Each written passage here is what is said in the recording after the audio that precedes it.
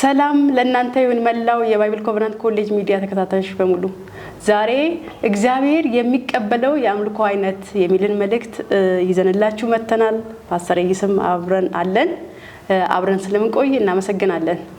እንግዲህ እንደተጠቀስነው ዛሬ የምንመለከተው ርዕስ እግዚአብሔር የሚቀበለው የአምልኮ አይነት በሚል ነው። ይሄንን መስንጠቅስ ራሱ አምልኮ ምንድነው የሚለውንም ልናይ ያስፈልጋል። አምልኮ ምንድነው የሚለውን እስቲ ፓስተር ይስ እግዚአብሔር ይመስገን። እንግዲህ ጥሩ ጥያቄ ነው። አምልኮ ማለት እንግዲህ ምንድነው ብለን ካየን አምልኮ ከሚደረገው ለምሳሌ አምልኮ በዝማሬ ውስጥ ይተላለፋል፣ አምልኮ በጸሎት ውስጥ ይተላለፋል፣ አምልኮ በኑሮ ውስጥ ይተላለፋል፣ አምልኮ በተለያየ መልኩ ይተላለፋል እና አምልኮ ሰፊ ነገር ነው። የህይወት ባህሪ ነው። ሰፊ ነገር ነው። መሰረቱም ደግሞ እግዚአብሔርን ከመፍራት የመነጨ እግዚአብሔርን መፍራት ማለት እግዚአብሔር እንድንፈራው ይፈልጋል። ምን አይነት ፍርሃት ነው ግን? መንቀጥቀጥ ወይም እንዲያረግብኝ ይሁን ያጠፋኝ ይሁን ይገለኝ ይሁን የሚል አይነት ፍርሃት ሳይሆን የአክብሮት ፍርሃት። ያው ይለያል። የአክብሮት ፍርሃትና ፍርሃት ሲባል ይለያል ማለት። የአክብሮት ፍርሃት እግዚአብሔር እንድንፈራው ይፈልጋል እና ይሄ የአክብሮት ከመውደድ የሚመጣ ከተደረገልን ነገር ተነስተን ለሱ የምናደርገውን ነገር የሚፈጥር አይነት ፍርሃትን እግዚአብሔር ይፈልጋልና እግዚአብሔርን መፍራት ውስጣችን ካለ የጥበብ መጀመሪያ እግዚአብሔርን መፍራት ነው ይላል። እግዚአብሔርን መፍራተኛ ውስጥ ካለ እግዚአብሔርን ለማምለክ ይረዳናል፣ ኃይል ይሆነናል፣ አቅም ይሆነናል። ኢዮብም ሲናገር እንዲህ ይላል፣ አንተም እግዚአብሔርን መፍራት ታቆማለህ ይላል፣ አምልኮንም ታስቀራለህ ይላል። ምናልባት ብናነበው ኢዮብ 15 ቁጥር 4 ላይ አንተም እግዚአብሔርን መፍራት ታፈርሳለህ፣ በእግዚአብሔርም ፊት አምልኮን ታስቀራለህ ይላል። እግዚአብሔርን መፍራት ታፈርሳለህ፣ በእግዚአብሔርም ፊት አምልኮን ታስቀራለህ። አሁን እግዚአብሔርን መፍራት ሲፈርስ አምልኮ ይቀራል። ምናልባት እኮ እነዛ ሰዎች መፍራት ሳይኖርባቸው የሆነ አንዳንድ ነገሮችን ቢያደርጉ እንደ ባህል እንደ ልምድ ቢያደርጉ ምናልባት ተቀባይነት ላይኖረው ይችላል። ትልቁ አምልኮ የሚመሰረተው እግዚአብሔርን በመፍራት ውስጥ ነው። እግዚአብሔርን በመፍራት ውስጥ ያለ አምልኮ። ስለዚህ ትክክለኛ አምልኮ ለማምለክ ስለ አምልኮ ራሱ ማወቅ ያስፈልጋል። መጽሐፍ ቅዱስ ላይ እንግዲህ ስራ ምንድነው ሲሉት ዮናስ እግዚአብሔርን ሰማይና ምድርን የፈጠረውን እግዚአብሔርን አመልካለሁ አለ። ግን እሱ ምን ነበረ? ነብይ ነበረ። ትንቢትን ለነነዌ ሰዎች ሊያደርስ እየሄደ እያለ ነው እኔ ነብይ ነኝ አይደለም ያለው። ሰማይና ምድርን የፈጠረውን እግዚአብሔርን አመልካለሁ። ያ ነብይነቱም አገልግሎቱም የአምልኮ አንዱ ክፍል ነው። ጸሎቱ የአምልኮ አንዱ ክፍል ነው። ዝማሬው የአምልኮ አንድ ክፍል ነው እና ያን ነው እግዚአብሔርን ማምለክ ማለት መሰረታዊ የሆነ እግዚአብሔርን ከመፍራት ለእግዚአብሔር የሚሰጥ ነገር ነው። ስለዚህ ለዚህ ነገር እውነተኛ አምልኮ ለመስጠት ለእግዚአብሔር ስለ አምልኮ ራሱ ልናቅ ያስፈልጋል። ጳውሎስ ሲናገር አምልኮን ማስተማር እንዳለበት ወይም አምልኮን ራሱ ለማስተማር የተላከ የሚልን ሐሳብ ይዞ እናየዋለንና ጳውሎስ ራሱ በትክክለኛ በእግዚአብሔር ፊት መሄድን እግዚአብሔርን በመፍራት መሄድ በቅድስናን መሄድ ይህንን ትክክለኛውን መንገድ ለማሳየት የተላከ ሰው እንደሆነ ይናገራል። በድሮ ትርጉም ላይ በቲቶ ምዕራፍ 1 ቁጥር 1 እና 2 ላይ እንደዚህ ብሎ ይናገራል። የእግዚአብሔር ባሪያ የኢየሱስ ክርስቶስ ሐዋርያ የሆነ ጳውሎስ በእግዚአብሔር ለተመረጠ እምነት እንዲሆንላቸው ለዘላለም ሕይወት ተስፋን እንደ አምልኮት ያለውን እውነት እንዲያውቁ የተላከ እንደ አምልኮት ያለውን እውነት እንዲያውቁት የተላከ ሰዎች ይህንን እንዲያውቁ ጳውሎስን ተነስቻለሁ አውቀውት እንዲያመልኩት መንገዱን ሊያሳያቸው እውነተኛ አምልኮ ቤት መልኩ እንደሆነ ሊያሳያቸው መጥቷል። ኢየሱስ ክርስቶስም ለዛች ለሳምራይት ሴት ካየን ሳምራይት ሴትም ትክክለኛው አምልኮ ምን አይነት ነው የሚለውን ሊያሳያት ነው እና እናንተ መዳን ለአይሁድ ነው በቤተ መቅደስ ታመልካላችሁ አለችው።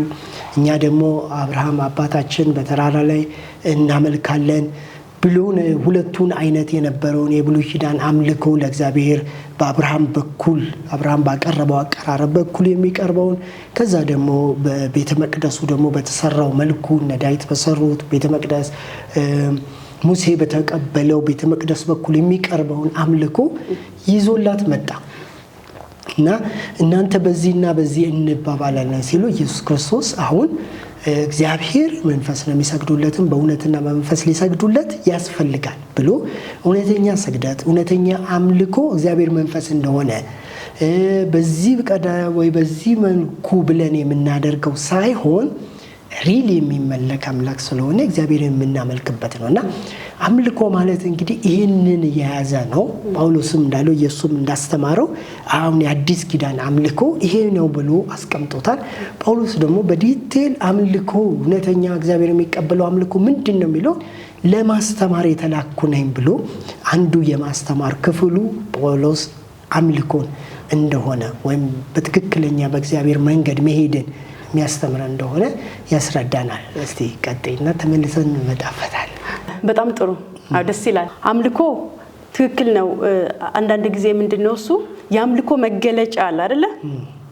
ሰው እግዚአብሔርን እያመለከ ይሁን ወይንም ደግሞ ሌላ ይታወቃል።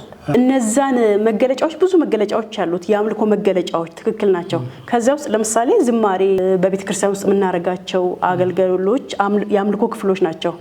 ግን አንዱን ነጥለን በተለይ በተለምዶ እኛ ክርስቲያኖች በቤተክርስቲያን ያለን ቅዱሳኖች የአምልኮ ጊዜ የምንለው ራሱ ቤተክርስቲያን ላይ የምንሰይመው ጊዜ አለ እና ያቺ ጊዜ የዝማሬ ጊዜ ናት። ይዘመራል።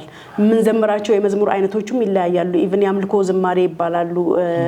የወርሺፕ ወይም ፕሬዝ የምስጋናና የአምልኮ የምንላቸው ማለት ነው። እና በአይምሮአችን ላይ በእንደዚህ አይነት ልማት ስለለመድን አምልኮ የምትባለው እሷ እንደሆነች ጎልታ እንድትታየን ያደርጋል። ግን የእግዚአብሔርን ቃል መጽሐፍ ቅዱስንም በምንመለከትበት ጊዜ አምልኮ በጣም ሰፊ ነገር ነው። አምልኮ በጣም የሚሰፋ ነገር ነው። ያ ብቻ አይደለም ማለት ነው። ስለዚህ አምልኮ ምንድነው ብለን በደንብ ትኩረት አድርገን በምንመለከትበት ጊዜ ትልቁ ህይወታችን ነው። አምልኮ እኛ እግዚአብሔርን በማምለክ ህይወት መኖር መቻል ማለት ነው። እግዚአብሔርን በሚያመልክ ህይወት መኖር መቻል ማለት ምንድነው? እሱ ራሱ እግዚአብሔርን ቫልዩ አድርጎ ሁለንተናችንን፣ አይምሮአችንን፣ ልባችንን፣ ነፍሳችንን፣ ስጋችንን በሙሉ ኃይል ይላል አይደል? እግዚአብሔርን አምልክ ተብሎ እንደተጻፈ ያንን ሰብስበን ለእግዚአብሔር ስንሰጥ ማለት ነው። ልክ እንደ ብሉይ ኪዳን መስዋዕት የብሉይ ኪዳን መስዋዕት የሚቃጠል መስዋዕት የሚለው ክፍል ምንድነው? እሱ እግዚአብሔርን ማምለካችንን የሚገልጽ ክፍል ነው። የሚቃጠል መስዋዕት ያው የብሉይ ኪዳንን መጽሐፍ በመናይበት ጊዜ ብዙ አይነት መስዋዕቶች አሉት።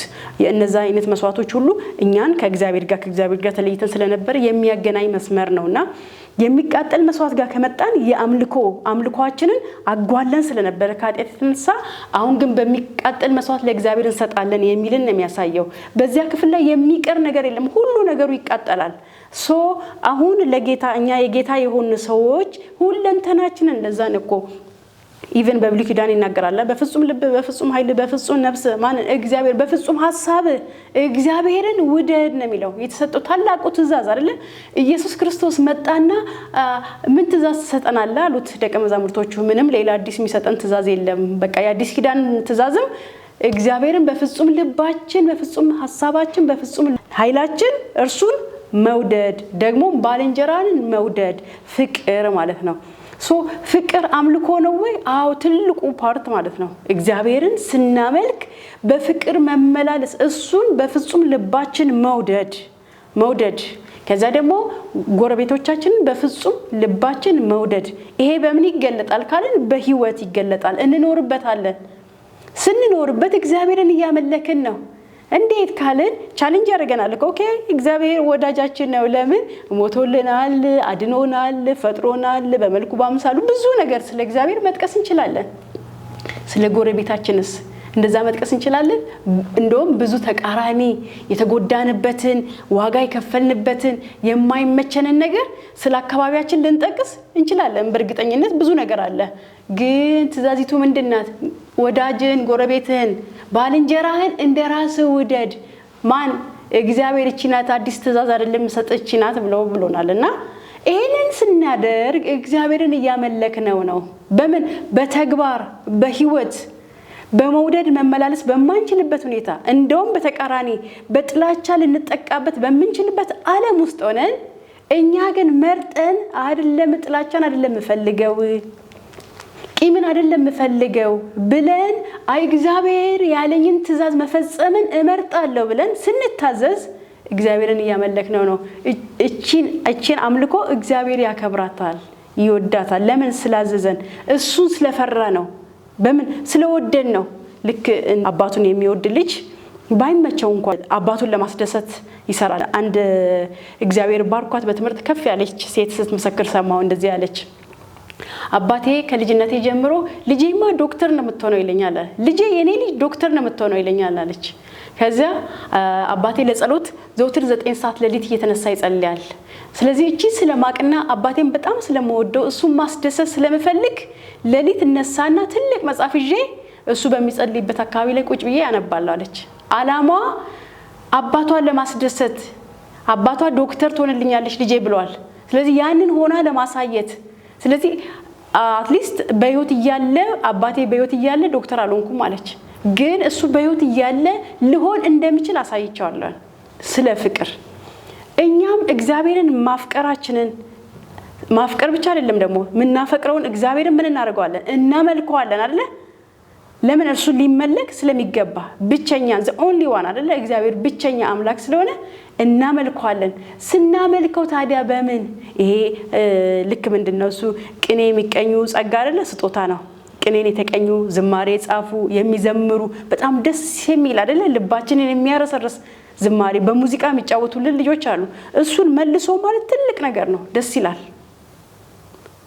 እኛ ግን በህይወታችን እለት እግዚአብሔርን በመፍራት የምንኖረው ኑሮ ደግሞ ሌላው እግዚአብሔርን የማምለኪያ መንገድ ብቻም ደግሞ ሌላው ብቻ ሳይሆን ዋነኛው እግዚአብሔርን የማምለኪያ መንገድ ሆኖ እናገኘዋለን። ከዚህ ጋር ያይዘ ፓስተርስ አንድ ጥያቄ ልጠይቅ የሚገባው አምልኮ ስራሱ ለምን ማለት ግልጽ ነው። ግን ልባችን ውስጥ ያ መገለጥ ሲመጣልን አይደለ? ለእግዚአብሔር በሙላት አምልኮ ልንሰጠው ምንችል የትኛውንም መንፈሳዊ ነገር በመናደርግበት ጊዜ በገባን በተረዳን ልክ ነው ልንሰጠው ምንችለው። እና ኢቭን አምልኮ ጋር ከመጣን እግዚአብሔርን እናመልከዋለን። አዎ ግልጽ ነው። ጌታችን ነው አምላካችን ብዙ ነገሮች ይሄ ሙሉ መረዳት ጋር እስካልመጣን ድረስ ግን ለእግዚአብሔር የምንሰጠው አምልኮም እንደዚያው የተሸራረፈ ነው የሚሆነው። እግዚአብሔርን እንደሚገባው ለማምለክ የሚረዳን ምክንያት ምንድነው ትላለህ?